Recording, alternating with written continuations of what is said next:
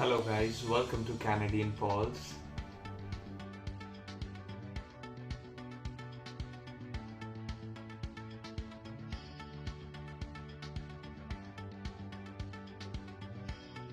तो आज हम बात करने वाले हैं स्पाउसल ओपन वर्क परमिट के बारे में। मैं नहीं बात करूंगा पर कोई और बात करेगा।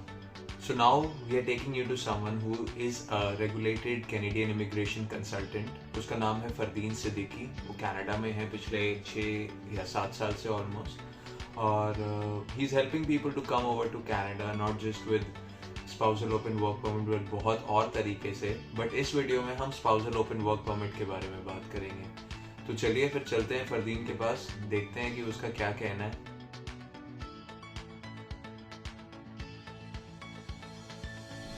Hello everybody, my name is Fardeen Siddiqui. I'm a licensed Canadian immigration consultant. I'm also an Ontario Commissioner of Oaths for taking affidavits. I'm an international recruitment partner for multiple schools all across Canada. I work for an immigration firm and I deal with everything that is related to Canadian immigration, whether it be a temporary application, a permanent application or refugee claims. So we're making this video just to educate our viewers about spousal open work permit. So that would be our main topic for today. So जैसे कि everybody knows कि आपके जब spouses Canada में होते हैं, whether it be on a student status या फिर वो work permit पे हैं, work permit चाहे open हो या फिर closed हो, उनके spouses आपको accompany कर सकते हैं in Canada on a valid open work permit. So this work permit is basically open. That means you can work for anybody. There is no restriction on employment. So this application comes under a special program that is called International Mobility Program.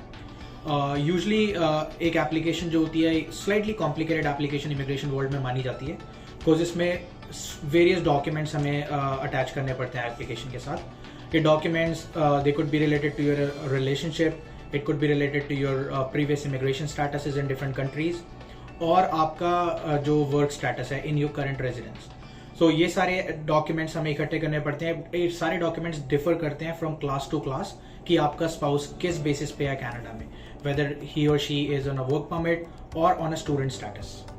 तो ये सारी applications में recently हमारे जो reviews आ रहे हैं, और अभी भी हमें काफ़ी दूसरे इमिग्रेशन कंसल्टेंट्स की फाइल्स और जब हम कंसल्टेशंस करते हैं तो हमें एक ट्रेंड देखने मिला है कि as compare to last year, this year we have seen a lot of refusals. Like the refusal rate is pretty much close to 50% for these applications when we only talk about India. So it could be different factors, right?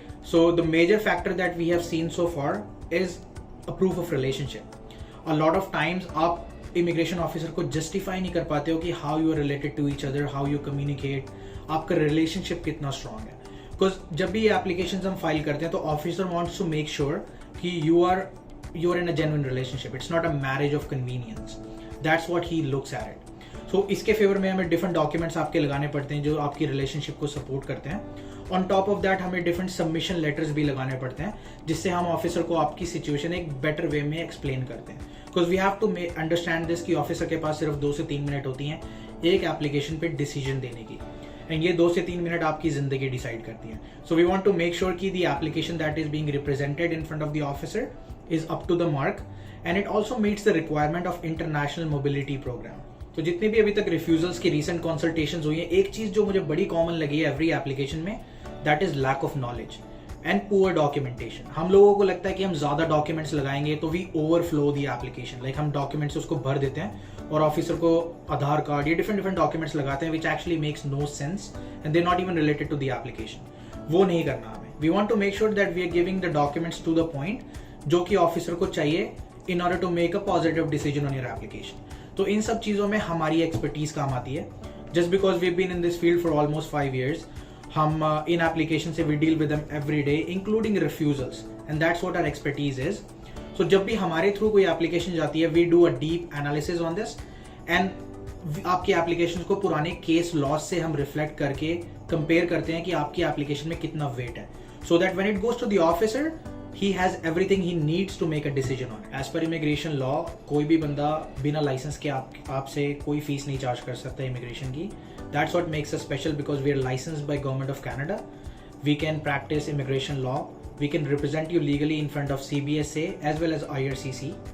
तो जब भी आप हमारे through application, एक licensed immigration consultant के through एक application लगवाते हो, they are able to guide you from day one all the way to your citizenship. So basically हमारे जितने भी clients हैं जो हमारे साथ जुड़ते हैं वो हमारे साथ जुड़ते हैं स्टूडेंट वीज़ा से लेके टिल देयर सिटीजनशिप, ताकि आप जब जो आपकी इमिग्रेशन जर्नी होती है आपको कोई हर्डल्स नहीं आते. You know what you can expect. तो आपको सब कुछ पता होता है कि लेटर डाउन द रोड आपको क्या करना है, कौन सा पाथवे लेना है, किस तरीके की जॉब करनी है. Because getting a spousal open work permit is just the start. तो कैनेडियन पॉल्स जिनका आप ये चैनल देख रहे हैं ये हमारे बहुत पुराने क्लाइंट्स हैं. They have been with us starting for her spouse application for student. So she came on a student visa. उसके बाद हमने इनका कॉलेज भी चेंज कराया, we got her into a different programme. और उसके साथ साथ हमने उनके हस्बैंड की स्पाउसल एप्लीकेशन भी लगाई. ड्यूरिंग कोविड टाइम जैसे आप लोगों को पता है processing time were very they were very delayed. हमारे इन क्लाइंट की application within 5 to 6 months process हो गई थी and we got a positive result, जिसकी वजह से इनके आप हमारे रिव्यूज आप देख सकते हो. Lastly I would like to thank Canadian pals for having me on their channel. On their request, we have finally decided that we will keep doing these podcasts every month to keep you guys updated about what's happening in the immigration world, so that you are always updated with the immigration news, new immigration law coming up, new policies coming up. This will help you make better decisions going forward. Thank you. I hope आप सबको ये video बहुत पसंद आई होगी. काफ़ी information मिली होगी regarding spousal open work permit. अगर आप स्पाउसल ओपन वर्क परमिट पे नहीं आना चाह रहे हो, किसी और तरीके से आना चाह रहे हो, definitely you can contact me for that. PR, express entry, FSW, PNP, बहुत सारे ऑप्शंस हैं हमारे पास to get you to Canada. So just contact us. We'll definitely try to help you and get you to Canada.